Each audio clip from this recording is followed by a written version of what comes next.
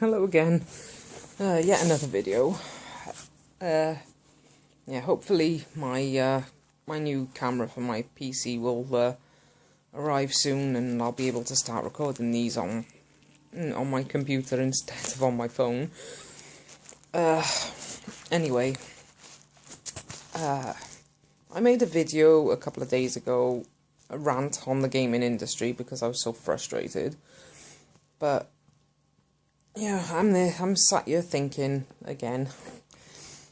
I'm thinking about, because I've watched a couple of videos on YouTube. It's like, about different people ranting on the gaming industry. I've watched them, after I made mine, and I'm there agreeing and disagreeing with some of their observations, and it's like I said in my rant that, it's down to us as the consumers, to put our point across to these big developers, like EA. It's down to us to put our point across to these people. They're not going to stop trying to make money if they know you're going to buy it. So they're not going to stop all their milking attitude if they know that there's a demand for whatever it is they've chosen to milk. But anyway, that's a different video. It's not what I want to talk about. But I do want to talk about EA. Going on that line, the line that I went on in my previous video, my rant on the gaming industry, if you want to check it out. But I'm sat there thinking about EA and how, ever since Mass Effect 3, now I know I've gone on about this a bit as well, but ever since Mass Effect 3, we haven't really seen anything major from EA. It's like, they were, EA and BioWare, EA owning BioWare, they were planning on a Mass Effect 4 after 3 was released, but nothing ever came of it because of the whole controversy over the ending of Mass Effect 3. So nothing's materialized from that ever since. And I've been thinking, well, what has EA actually done since Mass Effect 3? They might, people might not voice this out loud because EA being one of the major companies of the gaming industry, but, I think that the controversy over Mass Effect 3 hit EA a lot harder than they like to let on. Think back a few years ago when it all kicked off and how big of a ruckus it was all over the internet, all over Facebook, all over Twitter, absolutely everywhere. People kicking off left, right and centre. All of the bloody, all the major reviewing sites were going on about it, taking one side or another. IGN being the kiss asses that they are. Straight up EA's ass. Jumping on the bandwagon with with BioWare calling us all entitled brats. So they were there straight away, jumping up their ass as usual, as they always do with the major companies. That's why I never listen to any of their reviews, because they're always full of shit. Excuse my language, but I really don't like IGN. IGN are such a... pointless. Absolutely pointless. But anyway, they're there. Yeah, they were there, all it was all kicking off over Mass Effect 3. People drew up a bloody petition, to get the ending changed. There was videos about all sorts to do with the ending. People voicing how upset they were over it, voicing why the ending was wrong, voicing their theories, like the indoctrination theory of how how they thought that the ending was some kind of an indoctrination attempt by the Reapers on Shepard, and, personally, considering how badly they messed up that ending, I think they should have just gone with the fans' idea of the indoctrination theory, but I've said that before and I'm not going to go back into that. But anyway, we're kind of getting off topic here. My point is, all that controversy basically split the fan base into those that love the extended cut those that love the extended cut ending that they shoveled down our throats for free, you know, and those that hated it. Those that hated it pretty much basically gave BioWare a middle finger and told them to go fuck themselves, basically. Excuse my language, but you get the idea. You know, myself being one of them. And take into account that a lot of those people that would have given them the middle finger were hardcore fans that would have bought not only the Mass Effect games, but, you know, probably the Dragon Age games as well, and, you know, among other games that BioWare released over the years, you know, Knights of the Old Republic, I mean, all different games, Baldur's Gate. You know, they would have given them a big middle finger on basically everything, including stuff like books from the different game series, you know, merchandise of all kinds, soundtracks, you know, I mean, even bedding.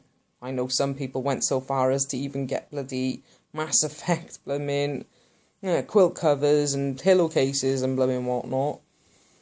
You know, so that portion of the fan base that basically gave them the middle finger wouldn't have just been cutting off their money supply on DLC and game sales, you know, but also merchandise sales. You know, merchandise sales as well. And then they, you know, the fans were so pissed off at EA that they got voted the worst company in America. You know, and this, taking into account, this was taking over from companies that were housing companies and whatnot that had tendency to make people homeless and all sorts, you know, and they pissed people off that much that they've been voted worst company in America ever since. Now think on what that would do to a major company like EA. You know, people aren't going to want to touch them. They're not going to want to go near them. It's like worst company in America. Okay, shares down they go. Down they go. People won't invest in EA anymore because of it. So they're losing a lot of money there. Considering the fact that EA, over the years, has bought out so many different companies, you know, BioWare being one of the more obvious victims of their greed. You know, BioWare being one of the more obvious victims of their greed over the years, but, you know, you're forgetting one of the biggest ones that a lot of people seem to forget about, that is basically their backup plan, and that's Maxis. Maxis was the original creators of SimCity and The Sims, you know, and it's basically what EA is falling back on, because, I mean, what have you heard of EA ever since Mass Effect 3? The Sims 3, The Sims 4, that's pretty much it. You know, there's nothing really headlining coming from EA these days other than The Sims. You know, and they seem to focus an awful lot on apps. You know, I mean, it's like, I've got, like, bloody Star Wars Galaxy of Heroes on the iPad. You know, and they do that Simpsons blooming tapped out as well, don't they? But they seem to be focusing an awful lot on apps ever since Mass Effect 3. You know, bringing out different blooming apps, focusing an awful lot on developing them, and making, you know, and I've noticed their tendency to want to try and keep the fan base on those apps happy. You know, they actually listen to people on them, listen to people taking their ideas and whatnot, and, you know, actually try them out. So it's like, I think Mass Effect 3 actually hit EA harder than they let on. I mean, think about it. How many major companies do you actually know that focus the majority of their time on apps? You know, and release very few noticeable games. I mean, back before Mass Effect 3 back before Mass Effect 3 hit and the controversy started, we were having all sorts of bloody games released one after another. You know, Dragon Age, blooming the Knights of the Old Republic MMO, The Sims, blooming Mass Effect. You know, they were all there headlining, this is the new big game, but now, all of a sudden, it's just pretty much The Sims, and that's all you really hear from EA these days. You know, and for a major company to not bother releasing any headlining games and to trying to keep fan bases on apps happy, it leads you to wonder, you know, how much money have you actually lost because of Mass Effect 3? You know, and if that's the, you know, well, I know that's the blooming case. I don't have to think on it. I know, because their attitude is virtually completely different to what it was before Mass Effect 3. You know, it's like it was a real big shock to their system. I wouldn't say go so far as to say humbled them, but you know, I think it was a major shock to their system, and I think that to this day they are still trying to recover from it. You know, and with that being the case, you know, I think it should be a wake-up call to both, you know, developers, publishers, and especially the fan base. It's like, well, you know, that this proves exactly the point that I was making in my gaming industry rant. You know, the fan base is responsible for making these companies big. We are the reason that they are so big. We are the reason that they've made as much money as they have, because we keep buying their games. They're only big because of us, you know, and it's up to us to both, you know, stand up to them and let them know when we're not happy. And if they refuse to listen, then we should back up our mouths. If we tell them we're not going to buy their games anymore, then don't. And it's the only way they're going to listen. It's the only reason EA is acting the way that it is these days, because it's, you know, they suffered a major blow because of us, the consumers. We woke them up to what they were doing, and now, you know, now they're trying to recover from the blow that we dealt them. And it's about time that, you know, we started realising that as much as they should realise it.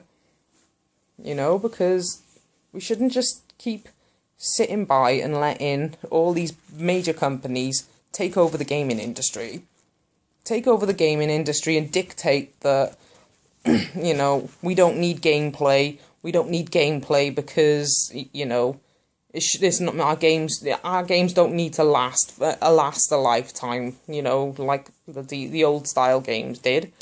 They don't need to last that blooming long, just long enough for the next game to come out. I agree with a couple of videos that have said that. It's like, yes, that is very true, and I've said that all along. I've said that myself all along. They don't make games like they used to. Games, you know, like the old Final Fantasies for me, I'd be on them for months. Months and months and months working to do bloody absolutely everything. And, you know, take into account that, you know, I was a major gamer even back in my teenage years. Major bloody gamer. You know, on it every single day. For hours and hours and hours I'd be on it. You know? And it would take me months and months of wandering around, preparing and blooming whatnot. I'd be doing multiple playthroughs of them, you know. These days, it's like, you know, good portion of the time, 90% of the time, you're there bloody, you know, playing a game, you know, playing it every day. It's complete within 3 days. By the end of the week, you've normally 100%ed it. It's like, no. No. So, if anything, if EA's situation proves anything, is that, you know, we can get it through to these companies. You know, that we're not going to put up with shit like that. You know, give us our gameplay back. Give us our last ability. Stop focusing solely on graphics and making it look pretty. You know, and give us back our gameplay. And we will stop complaining. You know, but for those complaints to be heard by companies like EA and Ubisoft and Activision, you know, that, you know, we're going to have to back up our mouths. You know, and EA's situation has proven that we can get through to them. We can get through to them. We just need to stand our ground. So think on that next time.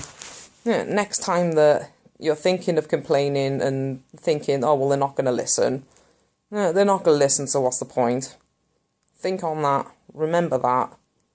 And, you know, EA's just the beginning.